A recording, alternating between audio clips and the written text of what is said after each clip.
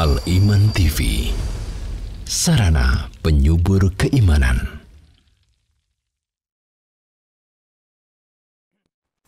Assalamualaikum warahmatullahi wabarakatuh. Innal hamdalillah nahmaduhu wa nasta'inuhu wa nastaghfiruh wa na'udzu billahi min shururi anfusina wa min sayyiati a'malina. Man yahdihillahu fala mudilla lahu wa man yudlil fala hadiya lahu. Wa asyhadu an la ilaha illallah wahdahu la syarika lahu wa asyhadu anna Muhammadan abduhu wa rasuluh la nabiyya wa la rasula ba'dah.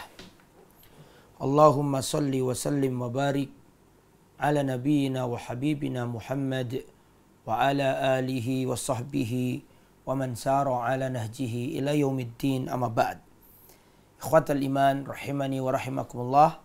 Alhamdulillah, kita lanjutkan kajian kitab Al-Arba'in fi Huquq Rabbil Alamin, 40 hadis tentang tauhid. Dan insyaAllah pada kesempatan yang baik ini kita akan mempelajari Al-Hadis Al-Thalathun, hadis yang ke-30. Ya, hadis yang ke-30. Qala al-muallif hafizahullah, Al-Hadis Al-Thalathun, hadis yang ke-30. An Aisyata radhiyallahu anha anna Nabiyya sallallahu alaihi wasallam ba'atha rajulan ala sariyatin. Dari Ummul Mukminin Aisyah radhiyallahu anha, bahwasannya Rasulullah sallallahu alaihi wasallam pernah mengutus seseorang untuk memimpin pasukan. Wa kana yaqra'u li ashabihi fi salatihim fayakhtimu biqul huwallahu ahad. Rasulullah pernah mengutus seorang untuk memimpin pasukan. Kemudian orang ini selalu mengimami sahabat-sahabat yang lain dalam solat, membaca Al-Quran dan selalu menutupnya dengan Qul huwallahu ahad. Jadi dalam setiap rakaat itu setelah membaca Quran yang lain selalu ditutup dengan Qul huwallahu ahad. Falamma raja'u dzakaru dzalika lin-nabi sallallahu alaihi wasallam. Ketika mereka semuanya pulang sampai ke kota Madinah, maka para sahabat datang ke Nabi dan menyebutkan apa yang dilakukan oleh sang komandan, sang imam, yang mana imam tersebut ketika ngimami sholat, setelah baca ayat Al-Quran selalu ditutup dengan Qul huwallahu ahad.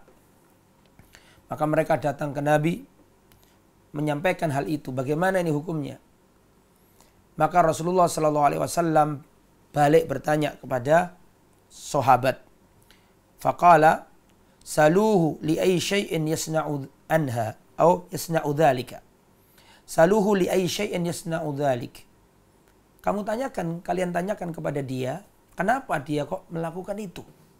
Kenapa kok selalu setelah membaca ayat-ayat atau surat-surat yang lain selalu ditutup dengan Qul huwallah? Tanyakan kenapa kok melakukan itu. Fasa'aluhu, maka para sahabat bertanya kepada imam tersebut, mengapa kok melakukan itu? Faqala, maka sahabat yang dipilih Nabi menjadi pemimpin tadi berkata, li'annaha sifatur rahman. Karena surat Al-Ikhlas, surat Qul huwallahu ahad, itu adalah sesungguhnya ia adalah sifatur rahman, sifatnya Allah. Qul huwallahu ahad, Allahus samad, lam yalid wa lam yulad wa lam yakul lahu kufuwan ahad. Itu adalah sifat-sifat Allah. Allah itu satu. Allah bergantung kepadanya seluruh makhluk. Tidak beranak dan tidak diperanakkan, dan tidak ada yang sebanding, setara dengan Allah Subhanahu wa taala. Kenapa saya selalu membaca surat Qul huwallah, kata dia? Karena di dalam surat Qul huwallah itu ada sifat-sifat Allah. Wa ana uhibbu an aqra'a biha, dan aku sangat cinta untuk membaca dengan surat Qul huwallah karena di dalamnya ada ayat-ayat atau ada sifat-sifat Allah. Maka faqala Nabi sallallahu alaihi wasallam, setelah itu Rasulullah sallallahu alaihi wasallam bersabda, akhbiruhu annallaha yuhibbuhu. Sampaikan kepada imam tersebut, orang tersebut, pemimpin tersebut, bahwasanya Allah pun mencintai dia. Muttafaqun alaih, hadis sahih riwayat Imam Al-Bukhari dan Imam Muslim. Ikhwatal iman yang dirahmati oleh Allah, itu adalah hadis yang ke-30. Tema intinya adalah sifat-sifat Allah. Ini tema intinya hadis yang ke-30 ini adalah sifat-sifat Allah. Hadis ini juga menunjukkan keutamaan surat Al-Ikhlas. Yang mana tadi kita baca dan kita dengar bersama, Rasulullah pernah mengutus seorang laki-laki dalam sebuah pasukan, memimpin pasukan. Setiap kali sholat, ini ngimami, membaca ayat Al-Quran, membaca surat-surat yang lain, tapi selalu ditutup dengan Qul huwallahu ahad. Sehingga para sahabat ini ketika sampai ke kota Madinah, mereka menyampaikan ke Nabi bahwa sang komandan melakukan ini. Kata Nabi, tanyakan ke dia, kenapa kok selalu melakukan itu? Maka ditanyakan, jawabannya, karena surat Qul huwallahu itu di dalamnya ada sifat-sifat Allah, dan aku sangat senang untuk membaca sifat-sifat Allah tersebut dalam sholat. Setelah mendengarkan penjelasan itu, Rasulullah SAW bersabda, akhbiruhu bi annallaha yuhibbuhu. Sampaikan kepada orang tersebut bahwa Allah pun mencintainya, bahwa Allah juga mencintainya. Muttafaqun alaih, hadis riwayat Imam Bukhari Muslim. Ini keutamaan surat Al-Ikhlas, ya. Thuluthul Quran, sepertiganya Al-Quran. Karena surat Al-Ikhlas itu intinya tentang tauhid. Qul huwallahu ahad, katakan Allah itu satu. Tidak dua, tidak tiga. Allah itu satu, bukan trinitas. Allah itu satu. Allahus samad, Allah adalah as-samad. As-samad itu butuh kepadanya seluruh makhluk, bergantung kepadanya seluruh makhluk. Allahu as-samad, Allah adalah as-samad. As-samad artinya bergantung kepadanya seluruh makhluk. Lam yalid, Allah tidak beranak. Walam yulad, dan Allah tidak diperanakkan. Walam yakul lahu kufuwan ahad, dan tidak ada yang setara sebanding dengan Allah. Intinya hanya Allah saja, tauhid. Makanya surat Qul huwallahu itu dijuluki atau namanya adalah surat Al-Ikhlas. Padahal tidak ada kata-kata di dalam surat itu namanya Al-Ikhlas. Surat misalnya Al-Kafirun, karena di dalamnya ada kata-kata Al-Kafirun. Surat Al-Fil, karena di dalamnya ada kata-kata Al-Fil. Surat Quraisy, karena di dalamnya ada kata-kata Quraisy. Surat Al-Kautsar, karena di dalamnya ada kata-kata Al-Kautsar. Surat An-Nasr, karena di dalamnya ada kata-kata An-Nasr. Idza jaa nasrullah. Surat Masad atau Lahab, karena di dalamnya ada kata itu. Surat An-Nas, karena di dalamnya ada kata An-Nas. Qul a'udzu birabbin nas. Surat Al-Falaq, karena di dalamnya ada kata Al-Falaq. Qul a'udzu birabbil falaq. Tapi surat Qul huwallahu ini dinamakan surat Al-Ikhlas, padahal di dalam ayat-ayatnya tidak ada kata-kata Al-Ikhlas. Mengapa? Karena saripati dari surat Qul huwallahu itu ikhlas. Intisari dari surat Qul huwallahu itu ikhlas. Meskipun di dalamnya tidak ada kata-kata ikhlas, tapi Allah atau Rasulullah menamainya dengan surat Al-Ikhlas. Karena ngejak orang untuk menjernihkan ibadah hanya kepada Allah. Mengikhlaskan, menjernihkan, ya, mensucikan, menunggalkan Allah Subhanahu wa taala dalam keesaan. Makanya dikatakan surat Al-Ikhlas. Pelajaran penting yang bisa dipetik dari hadis ini. Pembahasan pertama yang harus kita bahas adalah isbat as-sifat lillah.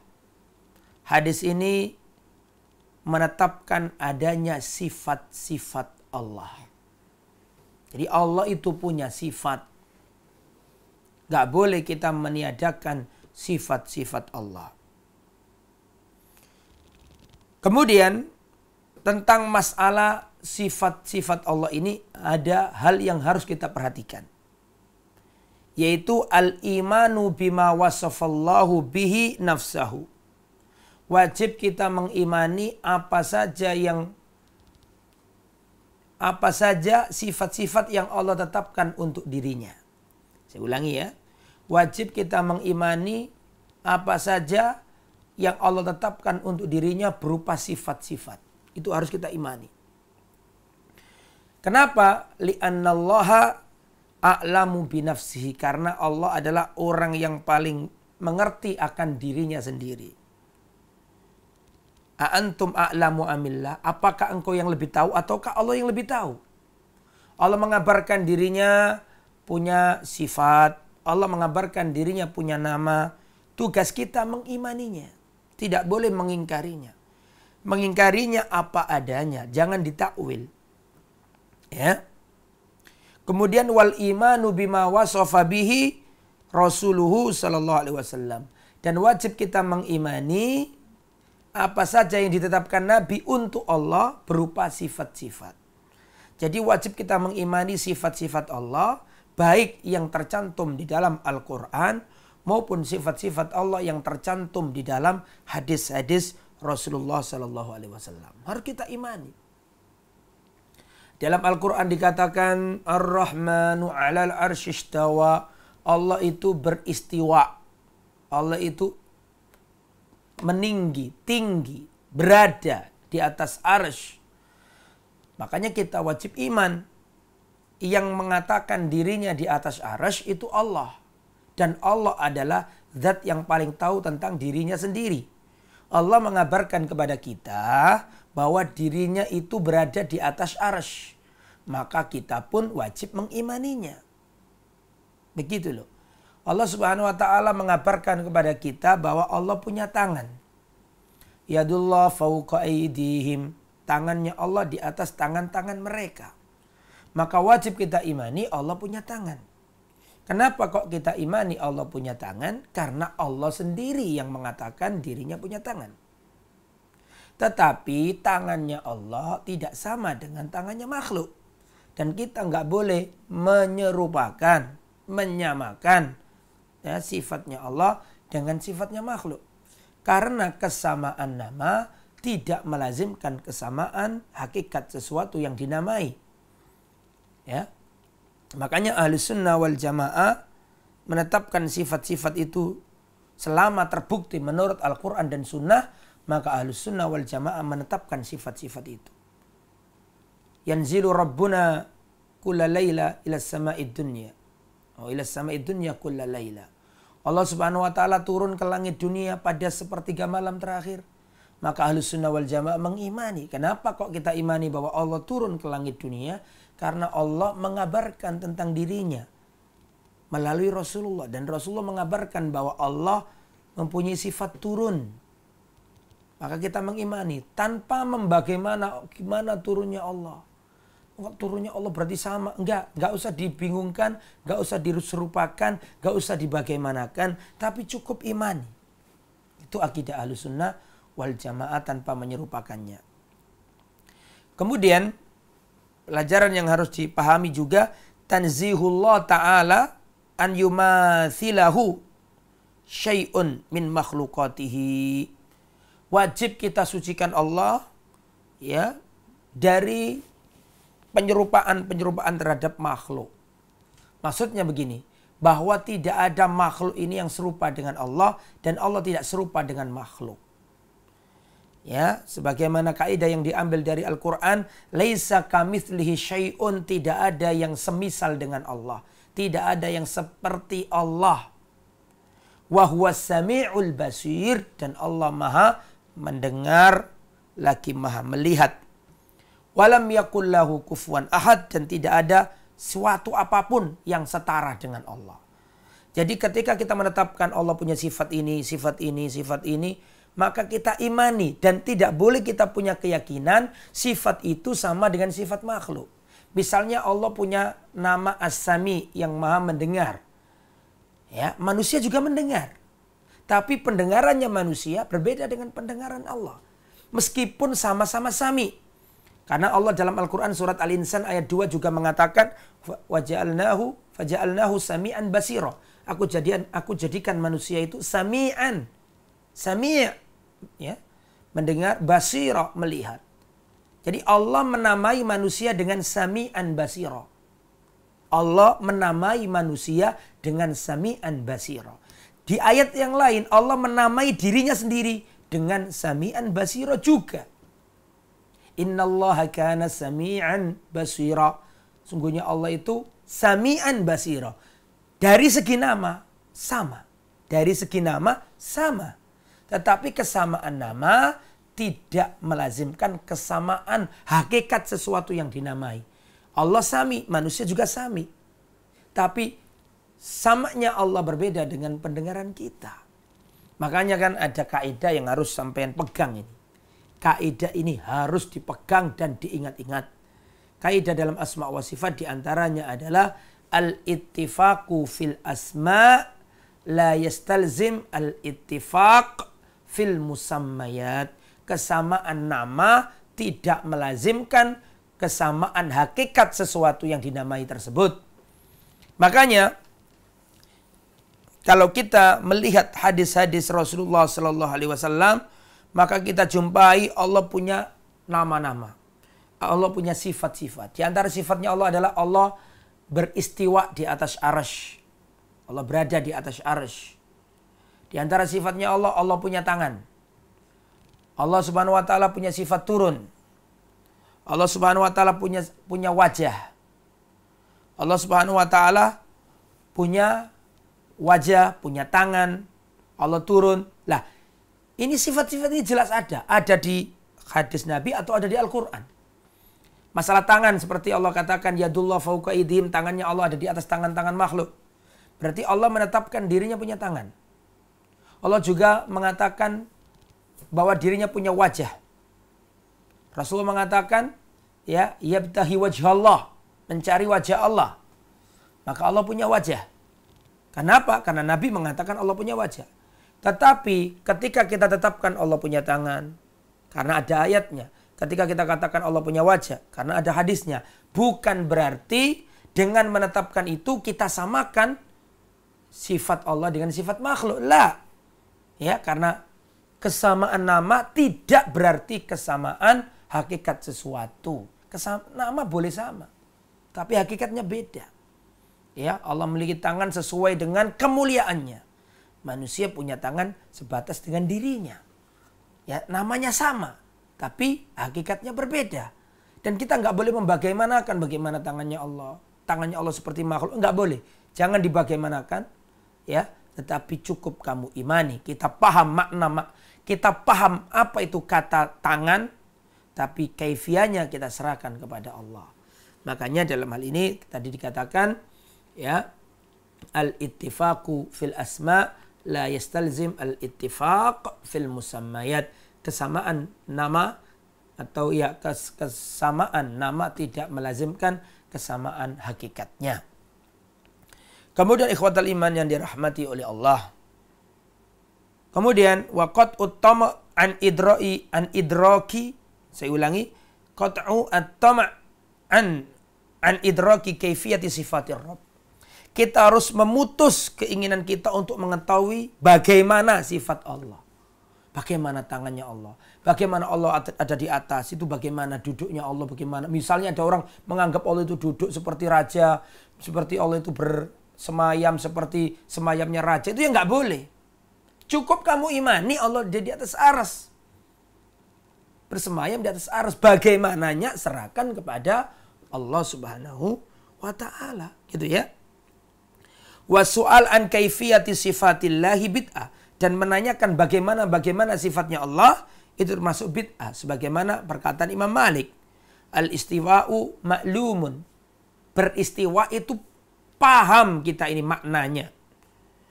Wal kaif ghairu ma'kul. Tetapi bagaimananya itu di luar kepala kita, tidak bisa kita akal. Wal imanu bihi wajibun, dan mengimani bahwa Allah beristiwa, berada di atas arsy, itu wajib. Wassu'alu anhu bid'atun, dan menanyakan bagaimananya itu adalah bid'ah, kita nggak boleh. Al-khulasa, rangkuman, kesimpulan. Nahnu nu'min bi asma'illah wa sifatillah ta'ala al-warida fil Qur'ani was sunnah. Wajib kita imani nama-nama Allah dan sifat-sifat Allah yang ada di dalam Al-Quran dan yang ada dalam hadis-hadis Nabi yang sahih. Nahnu na'lamu ma'ani as-sifat. Kita paham, kita mengerti makna dari sifat-sifat itu. Maknanya kita paham. Ya, wa nahnu na'lamu ma'nal istiwa. Kita paham makna istiwa itu apa. Kita paham makna turun itu apa. Kita paham makna tangan itu apa. Kita paham makna wajah itu apa. Kita paham. Walakin akan tetapi la na'lamu kaifiyatahu. Kita nggak tahu bagaimananya. Ingdama nudhifuha lillah, ketika kita sandarkan sifat-sifat itu kepada Allah. Contoh, nahnu na'lamu makna sama, kita paham makna pendengaran. Wa huwa idrakul masmu'at, yaitu kita bisa mendengarkan sesuatu dengan pendengaran kita. Wa idza adhafna sam'a lil insan, jika kita sandarkan pendengaran itu kepada manusia, misalnya fulan mendengarkan hal ini. Manusia ini, manusia, bukan Allah, manusia. Fulan mendengarkan ceramah. Maka kita paham bagaimana pendengaran itu karena kita sama-sama manusia, sama-sama bisa merasakan. Dan kita paham bahwa pendengaran manusia ini terbatas. Kalau yang ceramah itu 1 kilometer dari sini, nggak pakai mic, nah kita dengarkan dari sini, maka kita nggak bisa dengar. Tapi kalau yang ceramah itu dekat di suatu ruangan, kita bisa dengar. Berarti kita kan paham hakikat pendengaran manusia. Tetapi ketika pendengaran ini disandarkan kepada Allah, berarti pendengarannya Allah, maka kita paham makna pendengaran, tapi kita gak paham kaifianya. Tapi yang kita imani adalah bahwa pendengaran Allah sesuai dengan kemuliaannya, pendengarannya Allah tidak terbatas. Sebagaimana pendengarannya makhluk yang terbatas. Jadi sama-sama punya pendengaran. Allah punya sifat pendengaran, manusia punya sifat pendengaran. Sama, no problem. Tidak ada masalah dengan kesamaan nama ini. Tetapi hakikatnya beda.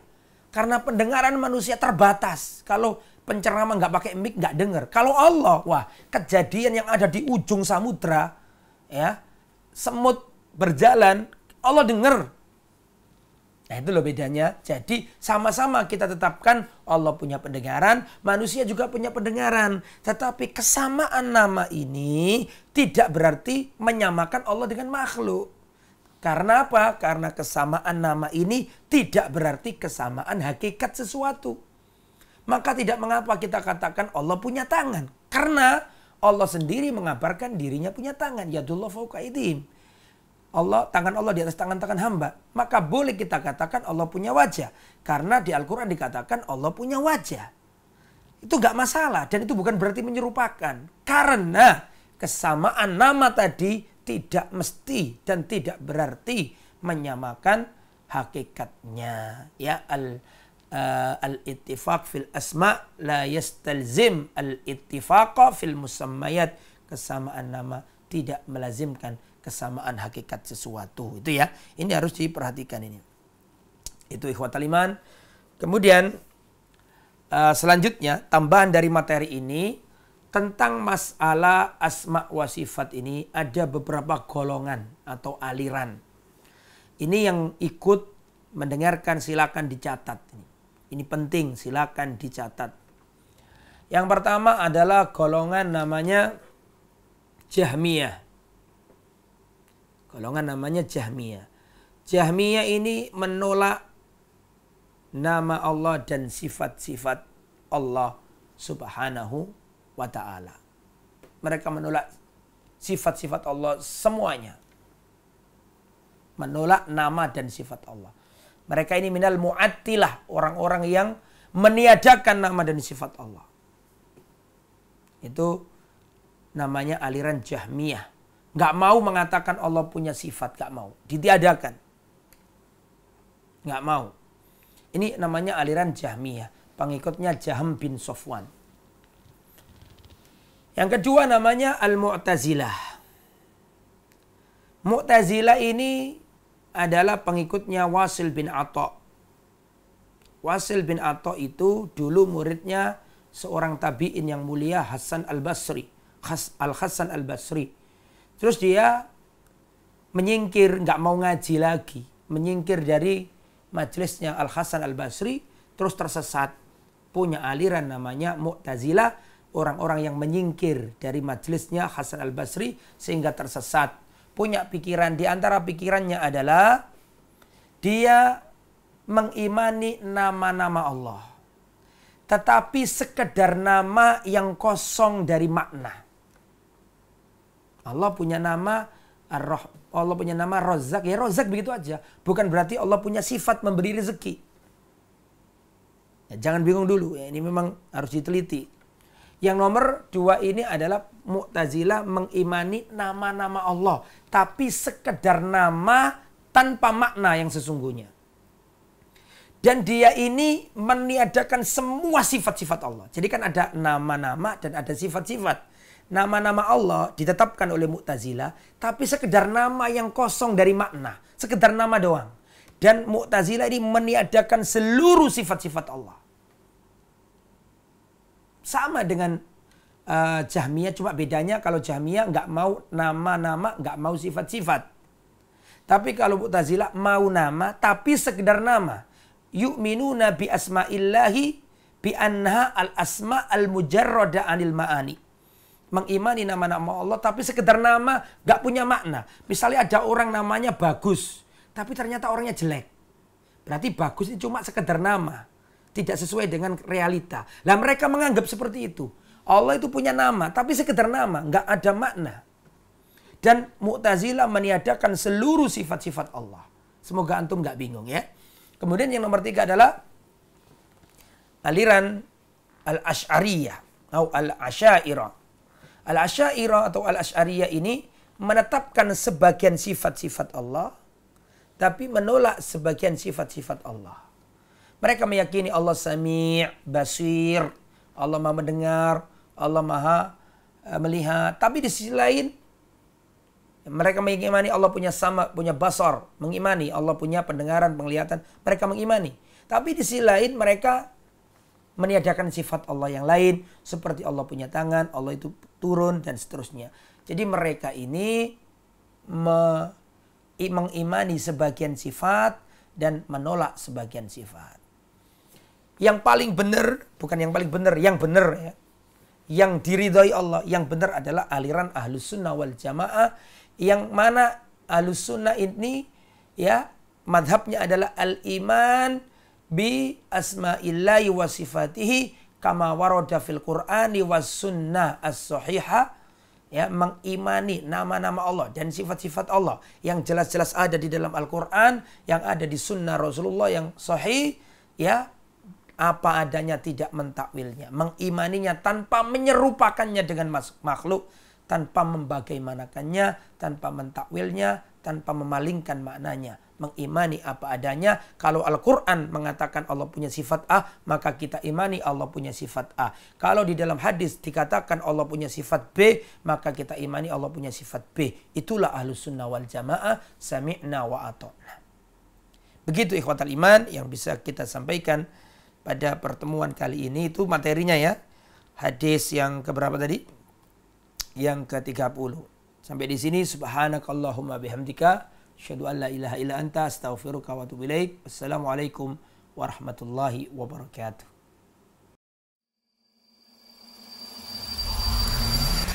Al-Iman TV, sarana penyubur keimanan.